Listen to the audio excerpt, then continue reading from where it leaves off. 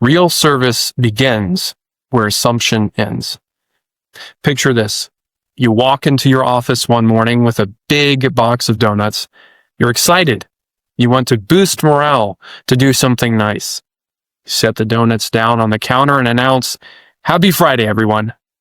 Only to realize half your team is gluten-free, a few are cutting back on sugar, and that one person you most wanted to include is diabetic. Your heart was in the right place. Your effort was good, but the connection was missing. What started as a morale booster became a quiet reminder that your team wasn't truly known.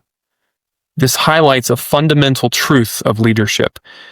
You cannot serve a team you do not know. Too often, we as leaders practice imposed service. Imposed service is when we act before we ask. We serve from our comfort instead of their need.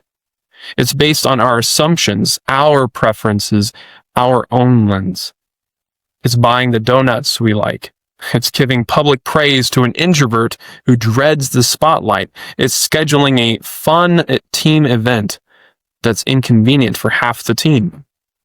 These are acts of service, yes, but they are misaligned. What we should be striving for is intentional service. Intentional service is about them. It requires us to slow down, notice, and listen. It's understanding that real support isn't always a grand gesture. Maybe your team needs you to remove a frustrating obstacle. Maybe they need feedback that builds confidence, not fear. Or maybe they just need a private thank you, acknowledging their specific effort. Intentional service communicates one powerful message.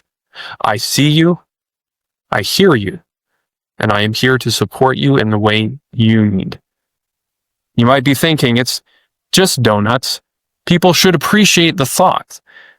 But the impact goes deeper than wasted pastries. When there's a pattern of misaligned service, it erodes the most critical element of leadership, which is trust. Your team starts to feel managed, not directed, but they don't feel seen.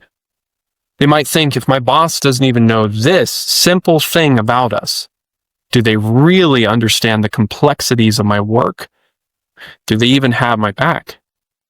A gesture intended to boost morale can quietly lower it.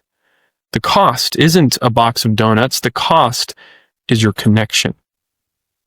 So, how do we fix this? How do we move from imposing service to serving with intention? Well, it comes down to 3 practical steps. The first, lead with curiosity. Stop assuming and start asking. Shift your focus from performance to personhood. Use your one-on-one meetings to ask questions that go deeper than how's it going or how's work. Try asking, what gives you energy at work and what drains it? How do you prefer to receive recognition for your work?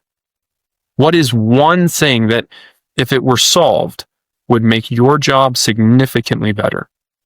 Imagine if you were asked that by your boss. How encouraging that would be.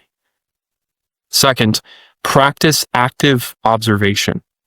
Leadership is about presence. Pay attention not just to words, but to silence. Notice who collaborates well together. Observe the energy in a room after a meeting. You can learn more about your team's needs in 5 minutes of authentic observation than in an hour of assumptions. Third, personalize your approach. The goal of all of this learning is to tailor your support. True service is not a one-size-fits-all. What motivates one person might overwhelm another. What comforts one may embarrass another. Knowing your team isn't a luxury, it's a leadership responsibility. Here's the irony of servant leadership. The more you focus on others, the more effective you become.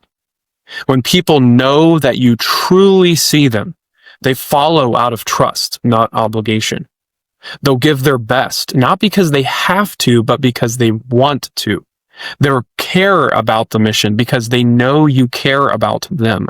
This is what transforms leadership from a role into a relationship. People won't remember every task you completed for them, but they will remember how you made them feel. They'll remember that you noticed, that you cared, and that kind of leadership doesn't just build teams, it builds legacy. Being a servant-minded leader isn't about grand, heroic acts. It's about the small, consistent work of knowing your people so you can serve them effectively. Here's my challenge for you this week. Don't buy donuts. Instead, pick one person from your team, just one, and ask them a simple question. What is one thing I can do this week to better support you? Then, listen. Really listen and act on what you hear. That single action will build more trust and morale than 1,000 well-intentioned donuts ever could. Because you're no longer imposing your service, you're starting the journey of serving your team exactly how they need you to. Serve with intention, lead with understanding, because you cannot serve a team you do not know.